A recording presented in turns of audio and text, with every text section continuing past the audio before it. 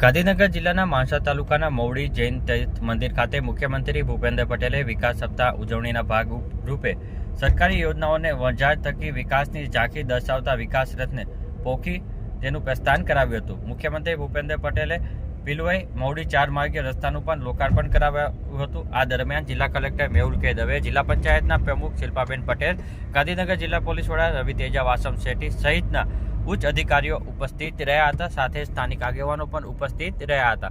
સ્થાનિક આગેવાનો અને આજુબાજુના ગામના સરપંચો દ્વારા મુખ્યમંત્રી ભૂપેન્દ્ર પટેલનું સ્વાગત પણ કરવામાં આવ્યું હતું।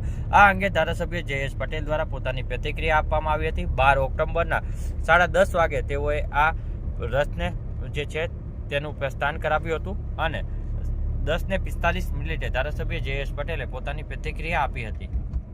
સમગ્ર ભારત દેશની અંદર મવડી તીર્થનું ખૂબ મહત્વ રહેલું છે। બુદ્ધિસાગર મહારાજે આ ભૂમિને એવી પવિત્ર કરી છે કે આ સમગ્ર ભારતની સમગ્ર વિશ્વમાંથી લોકો ઘંટાકરણ મહાવીરના અને પદ્મપ્રભુ સ્વામીના દર્શન માટે હજારોની સંખ્યામાં આવે છે। ત્યારે કાળી ચૌદસનો દિવસ આવી રહ્યો છે ત્યારે લાખો માણસો દાદાના દર્શને આવતા હોય છે।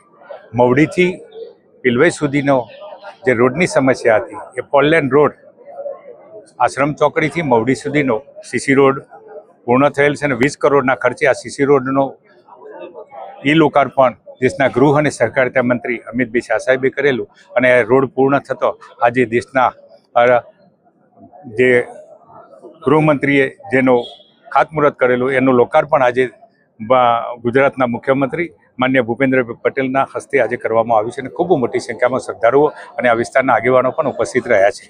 સાથે સાથે વિકાસ રથયાત્રાનું પ્રસ્થાન પણ કર્યું છે અને સાહેબે દાદાના દર્શન પણ કર્યા છે। ત્યારે નવું વર્ષ લોકો માટે ખૂબ સુખાકારી રહે અને આ રોડનો પણ ખૂબ સારી રીતે લોકો ઉપયોગ કરે એ જ મારી લાગણી છે। સૌને વંદન, નવા વર્ષની ખૂબ ખૂબ શુભેચ્છા।